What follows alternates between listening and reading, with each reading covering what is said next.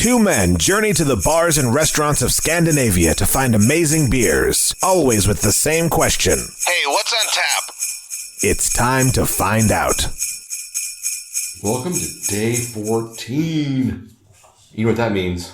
Another beer? It does mean another beer. And we're 2 weeks in and 10 days left. That's true. So this is the What's on Tap Christmas calendar extravaganza with Stefan and Martin. Each day we pick a beer and we open it, and we've each picked 12 beers. We've wrapped the beers in advance. So we pick a beer. Picking a beer means randomly grabbing something. Exactly. I was getting to that. We each picked 12 beers. We wrapped them. We have forgotten what they are. At least I wrapped all of them in the same wrapping paper, so I have literally no idea of what we have anymore because I've forgotten. And then we just randomly pick beers, and then we go with what the Lord may select us. Yeah, inshallah. Yep. All right. And so the way we've kind of been doing it is you pick one of my beers and I pick one of your beers. I don't know if that's intentional, but just kind of the way we've been doing it. Honestly, I could pick one of my beers and be just as surprised. Yeah. This one I did reach for and to give to you. So. Yes. I think this might be the beer that you thought was the Rosé de Gambrinus, because I'm feeling the top here. I'm like, this feels like a Cantillon bottle, but I'm pretty sure it's not. It is a wax bottle from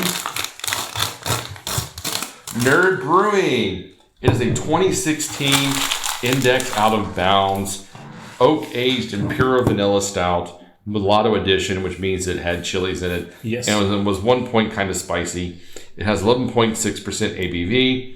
And, vanilla and chili. This one is a pure gamble. It says here on the side. It says pure gamble on the side. It says... And it's bottle 59 out of 150... 150, right? Yeah, 150. That's handwritten by me with a silver pen in... I like the champagne bottle on the type. So the champagne bottle has a thumb ridge at the bottom to make it easier to pour. I don't know if it has a lot of residue. Well, so it's all shook up now. Stefan's really shaking it up. We're going to get some chunky bits in this one. This is exciting. So mulatto chili is very not spicy. It's one of those. It's a sibling to ancho. Yeah, so it's not spicy at all. It's the lowest spicy of the peppers. It's more like leather and licorice. Yeah, wow. That is an old-ass wax. So this is from back in the day when to get Nerdbrewing, you either had to know the people that was running it, or you had to have access to the web shop. Sometimes they would show up at McKellar. No, it was Box Beers. Box Beers. Doesn't exist anymore. And they would sell out in... like less than 10 minutes. Yeah, immediately they would sell out. So if you knew when it was going to show up, you had an advantage. Is it a lot of chunks? No. It's just not a lot of carbonation. No, I figured it wouldn't have a lot of carbonation. The waxing... pitch black. It does. It doesn't look as thick as I thought it would. It is... the wax was hard wax still. It wasn't too brittle. So it didn't come off easily when I tried to cut through it. It was a task. Yeah. Some bottles from this era, 2015-16, have gone bad. Yeah. That's why it's a gamble. Yeah. Well, for me, when it comes to aging stouts, an aged stout in and of itself is a gamble because so many times all of the adjuncts and all the flavors and everything, they just drop super hard. And something that's this old, I'm looking forward to a 7-year-old stout. But as far as I know, you never tried Index Out of Bounds Mulatto Chili Edition. So as far as I know, I didn't either. Even if I had, it would have been in 2016 or 2017 maybe. So it smells a little bit like old stout. It's a little dusty. Little cardboardy dusty, but it doesn't smell sour in any way. No, it's got a little smokiness to it. It's got a little, like you said, leathery component to it. Let's cross your fingers and hope for the best. Mm-hmm. Yeah. It's still very drinkable. Wow. It's surprisingly drinkable. I think the chili is actually Yep. There's a little bit of a... It has a nice kick. Yeah.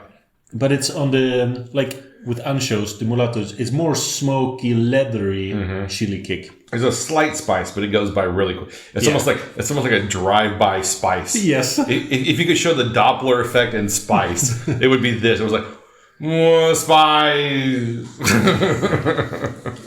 But this makes me happy. This has held up way better than I could have hoped, I think.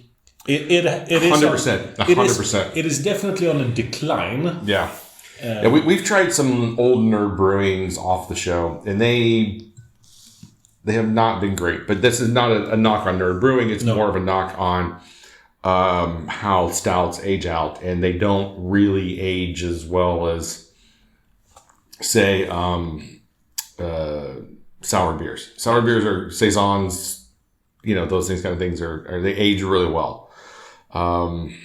Stouts, 2-3 years at most, and then you need to kind of just get over it and drink one. I agree. But this is surprisingly pretty good. Yeah, this is really nice. I think the fact that the chili has held up, that the chili still lives, is doing it favors. It's helping it to give it. There's a little sweetness on there. There's no carbonation. I mean, it's flat.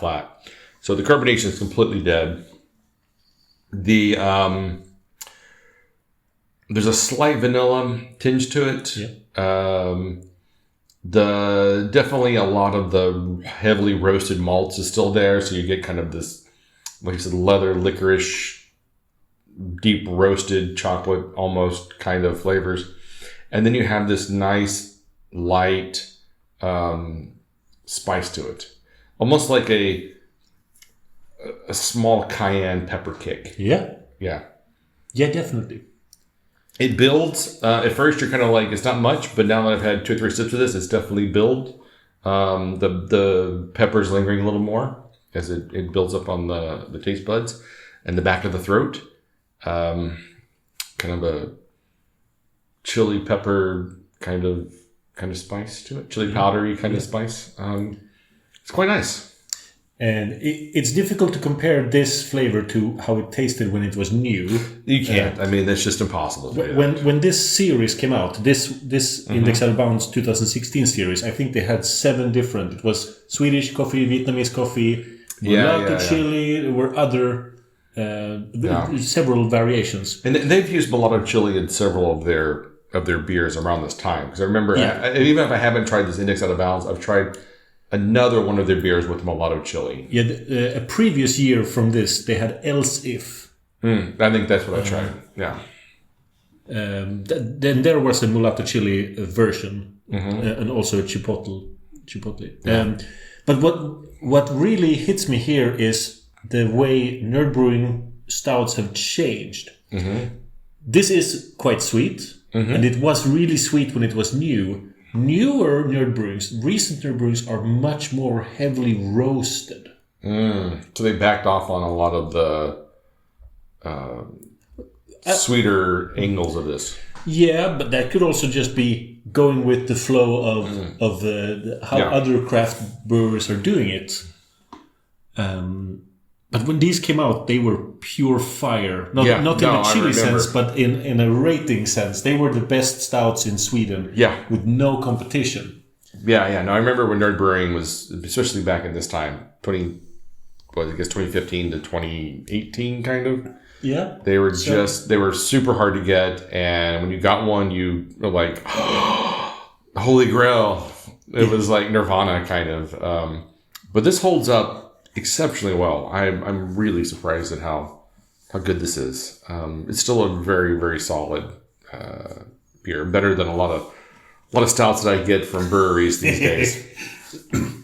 Yeah, I think for me it's a 3.75, but I want to give it a low 4. It's between those. It's not really a 4 because it's aged too long.